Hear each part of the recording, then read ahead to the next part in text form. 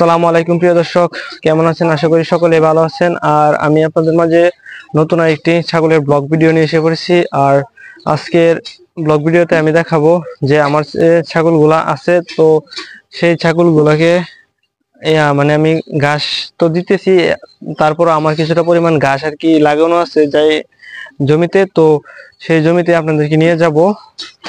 তো সেইখানে আপনাদেরকে দেখাবো যে আমার এই 5টা ছাগলের জন্য কতটুকু পরিমাণ আর কি জায়গাতে আমি ঘাস চাষ করেছি সেই সম্পর্কে এই ভিডিওতে দেখানো হবে।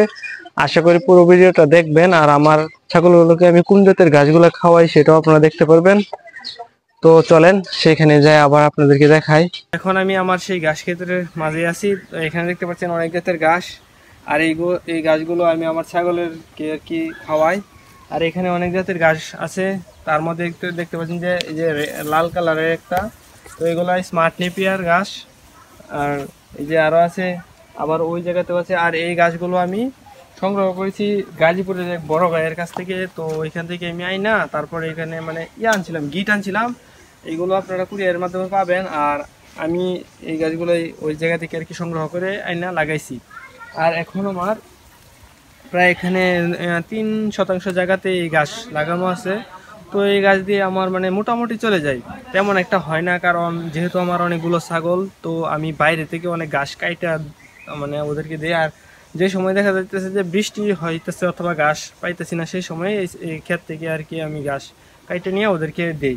তো আপনাদেরকে একটি ঘাস আমি দেখাই যে এই গাছগুলো কেমন নরম, ছাগলে যে খায়। এই দেখেন দেখেন যে গাছগুলোকে যে আমি হাতেই নিয়ে মানে ধরার সাথে সাথে হয়ে গেছে, খুবই নরম এই গাছগুলো। এই যে দেখেন খুবই রসালো এই ঘাস। আর এই গাছগুলো ছাগলে খুবই প্রিয়, মানে ভালো করে খায়, কারণ এই গাছগুলো হালকা একটু মিষ্টি মিষ্টি ভাব আছে। আর দেখতে পাচ্ছেন একটা লাল কালার একটা, যে এটা হয়তো বা আমি গাছের নামটা সঠিক জানি না, কিন্তু স্মার্ট নেপিয়ার হবে। তো এই গাছগুলো একটা ছাগলকে আমি খাওয়াইবো। তো দেখেন এই একটাই নিলাম, তো ছাগলকে দিব গাছগুলো, দেখেন কেমন খাই। এই দেখেন সবগুলোই খায় আর কি। ছোট একটা বাচ্চা,